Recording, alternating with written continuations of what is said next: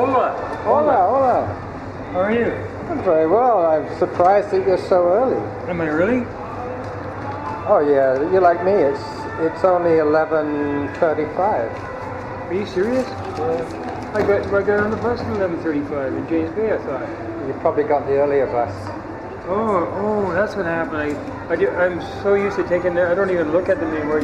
They drive up, I sort of walk on like a robot. I didn't recognize you at first. I saw you going over there to chat to somebody. Oh, it was the Salvation Army guy who gave me the dollar. The right there. The kettle guy. He's right there, yeah, the kettle. So how are you doing? I'm good. I didn't recognize you because of your beard. Yeah. You and me, man. My sister's in town right now. They've been here. They're going to have been here for 3 weeks, and she's here for another 4 or 5 days. She's going back. But anyway, she saw this and she said it makes me look old. So maybe I should cut it off tonight. You should say to her, but sis, I am old. Is she your younger sister? Yeah, 3 years. Yeah. And thanks for the. It said video, and I thought it was going to be a video, like a live. I thought I was going to see indoor walking around your backyard. No, it was just Google put that together for me. They noticed that I had quite a few cat pictures. Well, why don't you take a video of her sometime? I will do. I'll say to her. Her. Is it her? It's a her. She's a her. She's a beauty. Yeah, a beautiful little cat. She's been in a few fights recently. Oh? Yeah, one of her ears has got a little nick in it. Oh, cats. Neighborhood cats? Yeah, it's not going to be. It's not going to heal up either. I mean, the only way to fix it would be to put stitches in it, but it's too late now. It's like a. It's like a little bee almost. Yeah. I have to ask you something before I forget. Were you the race director of the Elk Beavers races when Ellie Greenwood was here? Yes, I was the race director the year that she won the 100K outright. She beat all the guys as well. And you were the race director that year? Yeah. And that was 1990? I believe it was later than that. But anyway, she did it in 7 hours 33 or something for 100K. Yeah, from that performance, she got chosen for the Canadian national team. But the trouble is, at the time, she was still British. She was traveling with a British passport. Oh.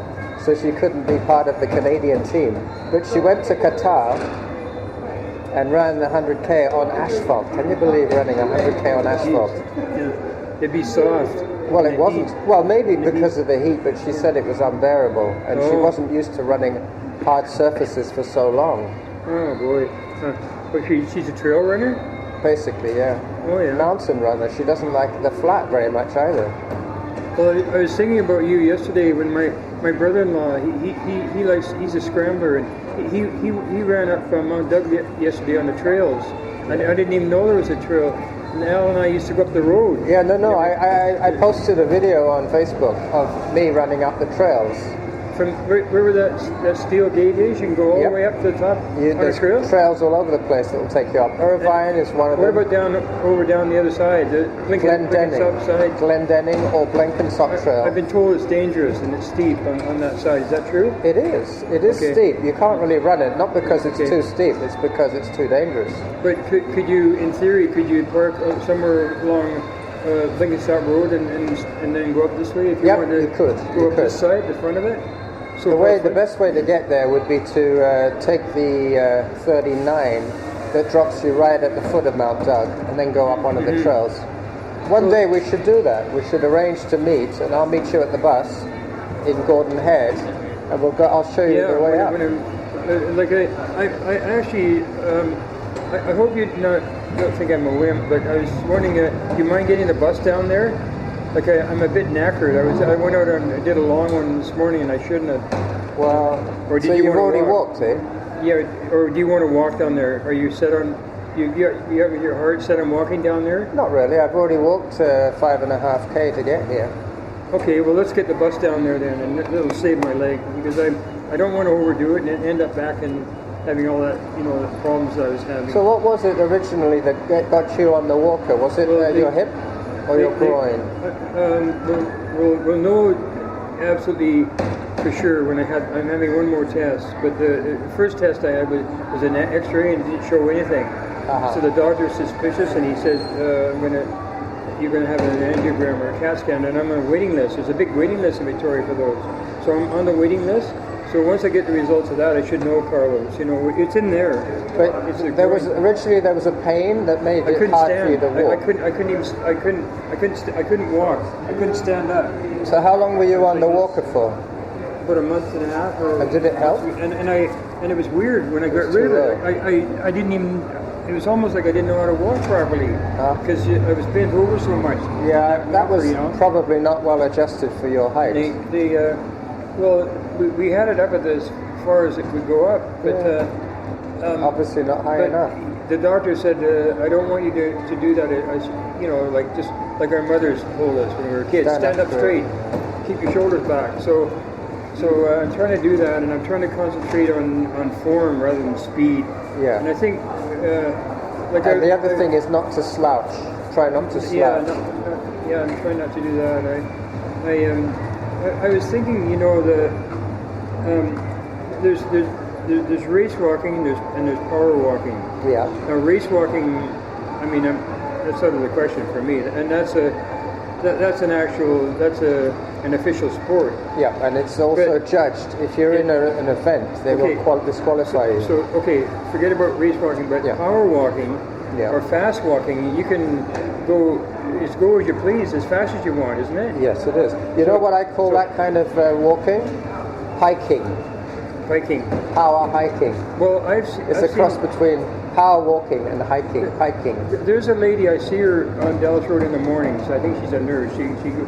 It's always early in the morning, and I think she goes to work after. And she goes like this. She goes along there, and she's not leaning forward. She's standing up straight. But it's just, she really is. She's fast. She's so fast, girl. You know, and it's not a race walking. No, she's power walking. She's power walking. She looks like she's just walking normally, like that girl there, but she's just flying. Yeah, no, she's obviously got a very efficient technique. So what I'm thinking is that maybe I should get into something like that rather than even entertain the idea of trying to run again. I don't know. It's been... Well, I always try and do one day of running and then one day of power walking or hiking. So that's why I called it hiking, because quite often I would power walk to Mount Doug and then start hiking up the hills. Because you can't really power hike up a hill. You have to just lean into it. Yeah, and because you're of the slope, and because of the uneven surfaces. Shall we make our way down there? Okay, sure. Pictures right to your stop. Ken. This is where the old people are supposed to sit. Oh, the old people? Oh, we'll have to go to the back then.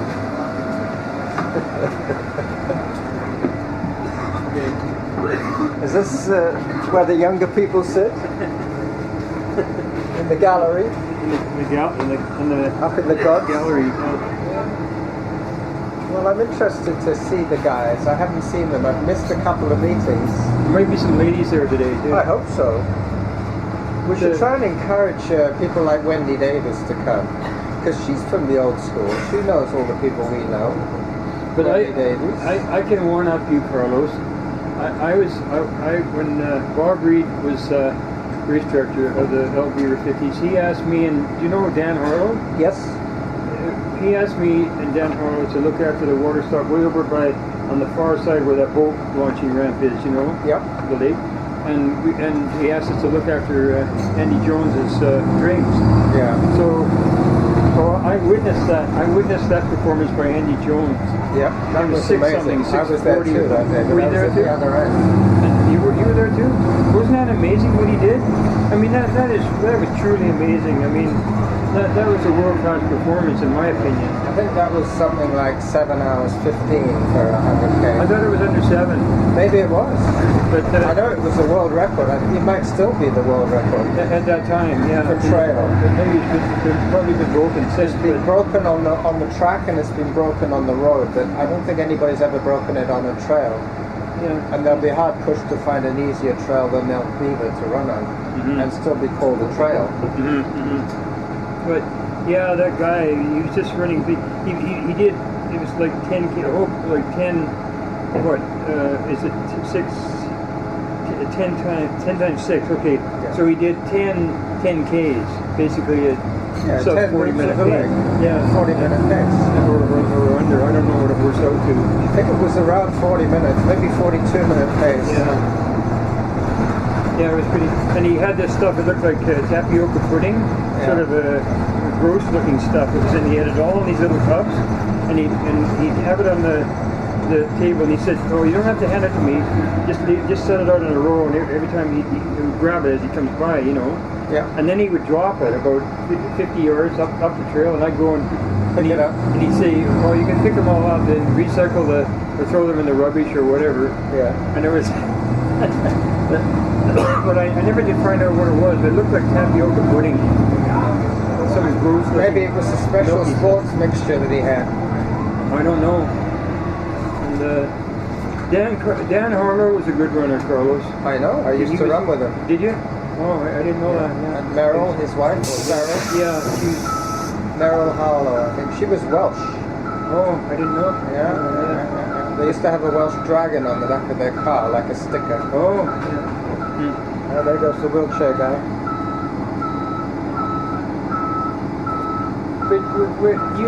But I've seen you since you came back from Spain. Yeah, but I went away again. I went to Arizona. And I had a week in Arizona with my youngest son. Oh, He went there for a gaming competition. He plays a special... Have you ever heard of a game called Dungeons and Dragons? I've heard of it. Well, this is similar. It's a role-playing game where you have to negotiate through a maze of sorts. But it's all done with cards. You play a certain card, you beat a certain enemy. Mm-hmm. Anyway, he's been doing this since he was 6 or 7 years old, and he's now 27 years old. So he's Your youngest son. Yeah. You don't have any daughters. No daughters, Just no. two sons. And so you so the son that lives with you. At He's home, the one who lives in the basement. Yeah. The one that went to Arizona. Yeah. Oh, He was the where's one- your other son? He's in working for Google. In California. No, in Washington. Near Seattle. Oh, gee. Yeah. Both my sons are doing okay. Yeah, I guess they are. Yeah. My youngest son, he wants to become a professional gamer. Like some people want to become professional golf players. But, Yeah. you know, he's almost up there. He won $1,000 in US. Oh yeah, that's good. Yeah. That's 10% or more on Canadian money then. Well, what they do is that when you come back into Canada, they make you pay the difference. They make you pay duty on the money. If the rate of exchange is 30%, they make you pay 30%. Yeah. So they keep that out of 1,000. They take out whatever it is, $30 or $300, $30. I don't know. Anyway, he said there is a way round so you don't have to lose out on your winnings. Oh. Yeah, you have to register with a certain place. Anyway, yeah. Here's some running trivia for you. Ellie Greenwood broke Ann Tracy's record by almost an hour at Western States. Did you know that? No, I didn't. She did. She won it. She wasn't the first overall. I think she came in the top 10. Yeah. But she was a 50 minutes faster than Ann Tracy's best time. Isn't that amazing? It is. Well, and I said the same thing to Mo. I said to Mo, that's amazing. That'll never be beaten. And Mo said, well, it wasn't that amazing because it was the driest year they ever had, and the conditions were perfect. Yeah, well, I don't know. that's another condition because they have to go through some passes, and sometimes there's snow, sometimes there isn't. Well, but it's not. I mean, I don't want to take anything away from her. No, I mean, me neither. But every year is different. You can't compare times. Oh, okay. Because Anne's That's time might have been Mo- on a snowy year. Okay, so Mo was he was making a point, and yeah. Well, Where do we get two up? more, not this one, the next one. Well, since I saw you last, I had a thorough checkup. Heart, eyes, kidneys, bladder, prostate, the whole lot. Oil change. Oil change, yeah, new tires. I had the 10,000 mile service. Anyway, the doctor said that he wanted to get all the tests done that he could because he only sees me once every 10 years. which is true. And he said that everything looks normal. There's one reading that's a little bit weird. He said, your heart has got something wrong with it. He said, there's something a little bit strange with your heart. Oh. And I want you to have a second test. So they did put me on a treadmill, a stress test on the treadmill. And I had Just recently? Yeah, about 3 weeks ago. Okay. I had to walk steadily, and then they gradually increased the treadmill on the slope, and they gradually sped it up, and they said, we're going to take it up until you're jogging, and then if you feel any pain, let us know, and we'll back it off. So I started off walking, and then I started off power walking, and then I started off power walking a little faster, and then I broke into a trot. And suddenly my heart went right up high. Oh, okay. And the woman was just about to say, okay, we'll call it enough. And she said, oh no, your heart's leveled off again. Oh, okay. That's amazing. And that was quite that's when it had quite the slope on it. Yeah, but she said that your heart responds very quickly. Okay. The minute the minute the work changed, the minute the workload changed from flat to steep, my heart went boop, boop, boop, boop, boop, suddenly. And they said that that's not a good sign if it doesn't come back down again. But yours did come down again. It came back down to normal readings, and I carried on. And then at the very end of the test, I said to her, well, how was it? And she said, well, you're 25% fitter than most of your guys in your age group. Okay. Which is a little bit encouraging, but you would think, like with Al, as such a good runner that he was, it would be much more than 25% better. It would be like 200% better than... And you heard it was a heart thing. He said it was your heart. And I think, you know what it is? I do a lot of flat running. I do a lot of flat level running. And that is not very good for building up strength in your heart. It means that your heart is working as little as possible on the flat. So the minute it gets tough, your heart starts to complain. But he did lots of. He was a hill fanatic. I know he was, but he didn't run for almost 10 years. From when he stopped running to when he died was probably more than 10 years. Yeah. What a shame. Gee. Yeah. So his heart might have gone out of condition, but why he should have had a heart attack in the dining room when he was sitting there doing nothing. It wasn't like he was climbing a ladder or something. Somebody told me that they'd had lunch, and he just thought he'd have a little bit more, and he got up to go and get a sandwich, and he got halfway across the kitchen or something, and bang. It was sudden. He didn't suffer. I'm glad he didn't suffer. No, I'm glad. My mother was the same way. She had her lunch, and then after her meal, a lot of them nod off a little bit after they've had their meal. Mm-hmm. Well, they came out over to her and say, okay, Teresa, it's time for you to go up to the other room. And, what was her name? Teresa. Teresa? Teresa. Teresa. Yeah. Teresa. Okay. That's how they pronounce it. And she was dead. They couldn't wake her up. She was like this. Oh. But she obviously didn't suffer. Sudden, she didn't suffer, yeah. She went down for a meal. She didn't complain of pains or anything. Where was she living at that time? In the old people's home. In Victoria? No, in Spain. Oh yeah, that's right. I remember now, you told me. The last time I saw her was, maybe 4 months before she died. I saw her in February of this year, and she died in August of this year. Oh. And my mother-in-law died before that, I believe. Anyway. They both died this year, Mavis and my mother, and Aunt Norma. Gee. And talking of Norma, Aunt Norma. Aunt Norma, it's the same.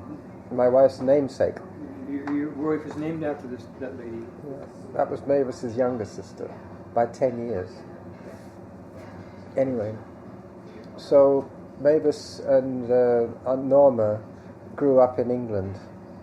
And their brother John, he was grew up in England too. But it's sad, but it's all happened in 1 year. Well, I can. There's lots too that I can think of right now. Have you had any heart issues, Ken? I had a stroke and I had a silent heart attack. But, Well, maybe that's. But he didn't put any. I've got one of the best cardiologists in BC. His name is Dr. De La Ciega, Spanish name. Yeah. And he's just absolutely fantastic. He's one of the top, probably in the top 3 of BC. And I really lucked out when I got him. And he said, "Well, Ken, it's not bothering you." He said. He asked me if I was having any of the so-called classic symptoms like chest pain, shortness of breathing, chest pains, dizziness, all the usual. And I said, no. And he said, okay, I'm not going to put any stents in, so I don't have any stents. Okay, so what about, did he give you any blood thinners? Yeah, I'm taking those, yeah. All right, so you're on certain medications. I'm on medication, yeah. And even that they downgraded. I was taking a strong one called Plavix a couple of years ago, and then he dropped that down to aspirin, two a day, and then last time I saw him, I said, well, the doctor, it's Dr. Tang, and wants to do this colonoscopy. He said, why don't you ask him if you can drop it down to 1? And so when I saw him, I said, well, is there any chance we could drop it down to 1? He said, sure, go for it. So now I'm only taking 1 a day.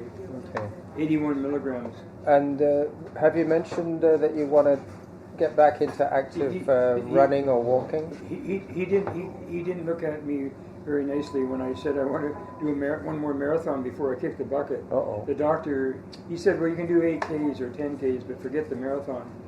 Yeah. Well, did you hear about the old guy that died? He was 96. He just died. That Today? guy was a sponsor of Front Runners. Front Runners sponsored him. Yes, I read about him. Yeah. I read about him. I can't remember his name. Hans. Hans. Yeah. Not Heinz. Hans. Hans. Yeah, German name anyway. But Carlos, I mean, isn't that's a noble way to die? Die while you're running a marathon. Is that how he died? No, I'm saying for me. Oh yeah. That's what Joseph would like, to collapse on the finishing line after having PR'd at age 80. Oh, okay, yeah, okay. I'll have to modify what I said a little bit. Yeah, not during the marathon, at the end of the marathon. Yeah, at the end of the marathon. That's better. It makes a huge difference. Well, at least you get a finisher's medal when you go out. And when you get to heaven, the good Lord will say, well, show me your finisher's medal. Yeah, he says, we don't let anybody in unless they can show us the medal. Yeah. It's kind of ironic because if it was your last race and if you did die at the finishing line, it would be the appropriate thing to have a finisher's medal.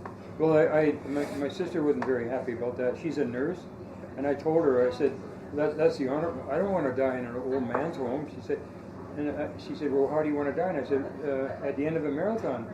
And she wasn't happy about that at all. She's been a nurse for 50 years, and she, her husband, well, he ran a lot too, but he never got into running like I did. He was never the fanatic, but he is a fanatic. He's a fanatic scrambler.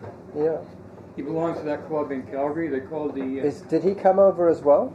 Yeah, they He's came with you together. now. They drove. Yeah, they're together, and I was hoping that I was going to invite him, commandeer you to go for a run with him.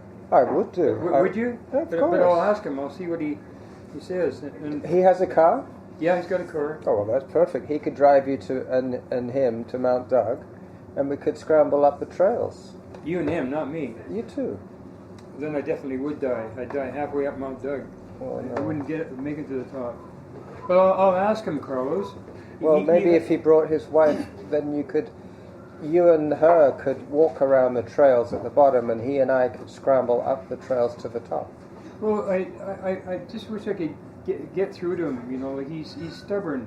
And he's been running by himself, and he goes on. And I said, well, and I was thinking about you. Why should he be running by himself? When he could be running with you or somebody else that we know, Well, but he's been going up and down Dallas Road by himself. Yeah. And he went up Mount Doug by himself up that trail. So, but that's the way he is. Well, I'm gonna suggest that we get together, him, you, and me, and we do some scrambling together. Okay. Well, I'm seeing him tonight. I'm seeing both of them tonight. So I'll talk to them about it. Yeah. But look at it this way, Carlos.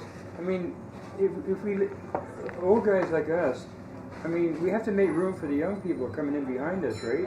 That's true. It wouldn't work if all the old people lived forever, would it? No, we have to make room for the new ones. They can have their days in the sun. They can have their glory days. Yeah, we have to make room for our children and our grandchildren and our great-grandchildren. Correct. All those little kiddies.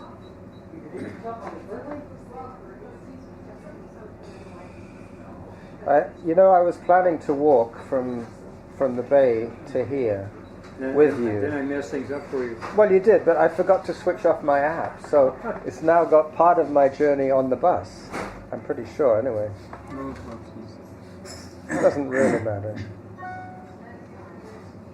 I think and there's another thing too that I didn't tell you. Like when I was running with Al, I was between 130 and 140 pounds, and I'm not nowhere near that. I'm way over that. Yeah, no, that's about what I weigh now. So if I think maybe I should work on getting that down to getting it way down, and then maybe think about running, but not or jogging, but not now.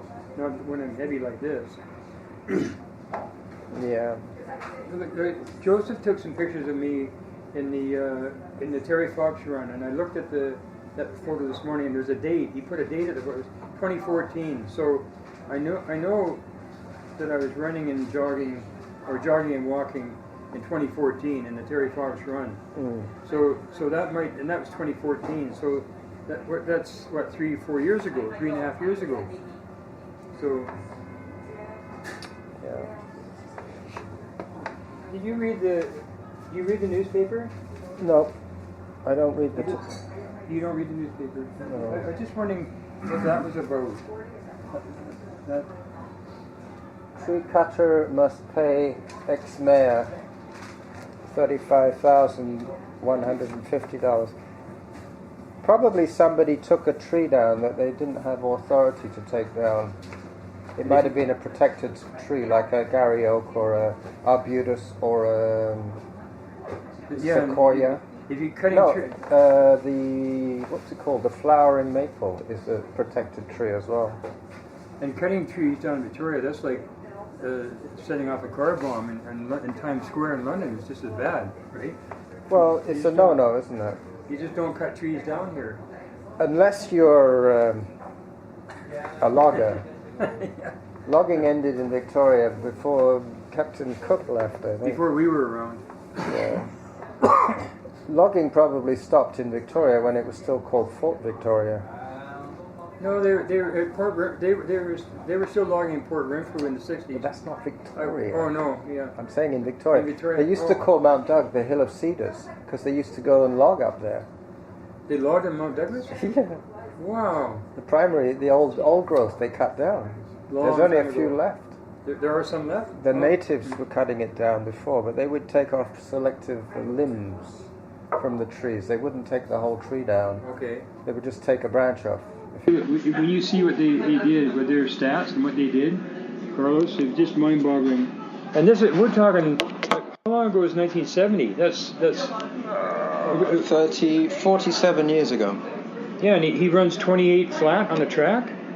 And we were in the stadiums watching. I remember seeing this guy going around like a machine, and he didn't have a. Is that the guy who you said it ran like a horse? No, that was Paul McCloy. That was another guy. Oh, okay. He was Paul McCloy was a cross country trail guy. Nobody could beat him in cross country. And in the wintertime when it was when he was from St. John's, Newfoundland. When there was a blizzard on, he'd go downtown and run in a parkade with all the gas fumes. He'd run around and round and round. Yeah. And then a bit like Al Howie, nothing would get in the way of his run. Oh, that's one thing I was going to tell you about. We were talking about trails and Al. Yeah. One day we were. He wasn't so good on the trails, was he? No, but we were talking. He said, "Well, Rob Grant. They went down. I think Rob Grant did that Leadville 100-mile race. I'm not sure, and I don't think Mo did, but Mo did the Western States. And do you know a guy called? Have you ever heard of a guy called Steve Barr? Yeah. He was a local runner. Yeah. And they went down. They did Western States, and then one day we were at the track, and me and Al were doing our usual round and round and round and round, lap after lap after lap after lap, and that Lincoln at track. Oak Bay track. Yeah. And I said, well, oh, they did pretty good. The Victoria guys did pretty good in the Western States. And he said to me, what's the point? He didn't understand what was the point of running on a trail. He wanted to run on a track and have it recorded down to the thousandths of a second. Like the track and field people. When we were doing 24-hour races, many times Al would stop at the counters and go over and grill them. Make sure that they had the right. He'd actually grill them, and we're all going by, and he's grilling. He said, well, did you get that, and how much is that, and this? And I was thinking, go figure. I mean, it's a bit extreme. Yeah, no, but that's why they couldn't relate to trail runners, because like with Ellie Greenwood and the Western State, depending if it's snowy or if it's a dry season or a rainy season or if there's a really strong wind. One year they had to wait because there were a couple of bears on the course. At Western States? Yeah. They had to actually wait because... Wouldn't that make them run faster? Well, I think what happened was that Ellie got through before the bears closed in on the trail, and the girls behind waited for the bears to get off the trail. Caroline, my sister, was telling me about this poor girl. She was running in Canmore. Have you ever heard of Canmore, Alberta? Yeah. And she got killed by a bear. You heard about this? Yeah, she did everything right. She did everything right. She climbed the tree, and I guess she thought, but the bloody bear. And according to this, no, I don't know. I don't know. I just know what I read in the media, and the media is never right, is it? Not often. It either climbed the tree or shook the tree, and it got the girl on the ground and killed her. Isn't that a shame? And this was in Canmore. Canmore, yeah. She was jogging on trail alone. Well, was it a grizzly? I think it was. I mean, I'm not sure. I'd have to ask my brother-in-law. And they know my brother-in-law is, like I said, he's in that Mountain Mannix Club. Yeah. Those scramblers. They're from 50 to 90 in that group too, men and women. And so they know right away. They know instantly because they all keep in touch with everything. With the social media. Yeah, their whole lives revolve around scrambling. Their jobs or wives don't mean anything to them. It's just scrambling is the only thing that matters to them. Yeah, well, they're like the short distance trail runners. Yeah, and I went with them once, Carlos, and I thought I was going to die. I got halfway up a hill, and I couldn't. I mean, you're leaning so far ahead in some places it's so steep, and I feel like reaching out and grabbing the trees to pull myself up, but they weren't doing it, and I didn't want to. You know what they call those hills? Chin scrapers, because they're so steep that you're almost dragging your beard on the ground. And Caroline says, Doug doesn't go around the hill, he just goes straight up the face of it. Why doesn't he go around it? And I say, Doug, when they built the Trans-Canada Highway, they have you ever heard of a switchback? Oh, yeah. That's how they get, to Doug, I said that to Doug. Doug, don't you know that's how they get up those mountains? And they do use switchbacks. They zigzag all the way up. He says, oh yeah, this isn't a highway. He said, and he goes right up straight. Oh, but he does have a point. The quickest way to the top is straight up. If you go around, you're going to go a lot further, but it's not quite as steep. Mm-hmm. You're doing almost twice as far, zigzagging all the way up, but you're not putting so much strain on your heart. Well, his friend.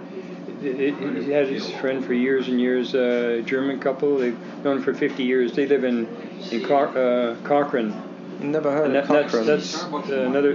There's in Alberta. There's Camrose, Cochrane, and Canmore. The three. Camrose, Cochrane, and Canmore. And is the Kananaskis? Is that in Alberta? Kananaskis country. Yeah. It didn't really work out. No, they had a full kitchen. It didn't. Before I left the country, before I went to Australia.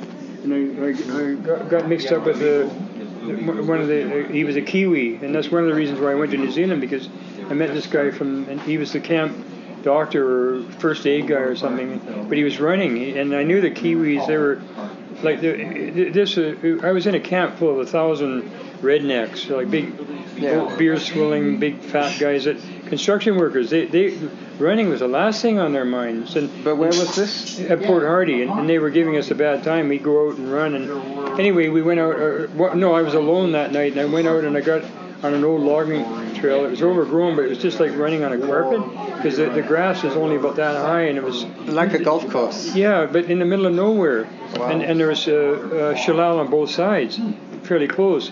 And I was going along, and I was still going out. I hadn't decided to turn around yet and go back towards camp.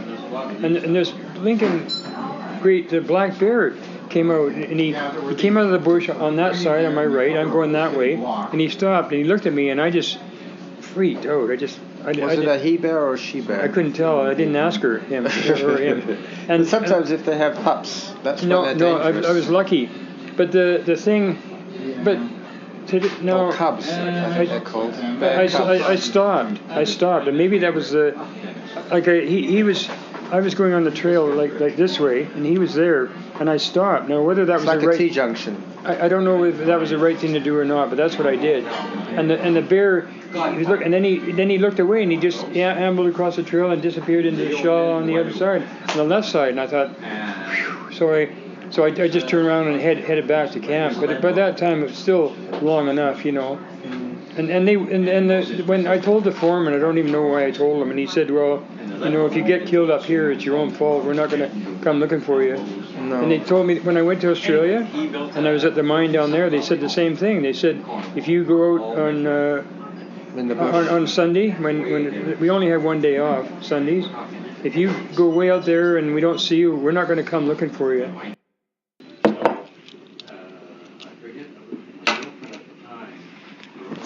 I hope Christine shows up. She's a nice lady. Yeah. She is. Was she here at the last meeting? No. Oh. And there's supposed to be a couple of other ladies coming. But what did Joseph say? I forget their names now. Do you know Gwyn? Yep. Gwyn, she's nice, isn't she? Gwyn Woodson. Gwyn, yeah. She used to be a pharmacist at London Drugs. Oh,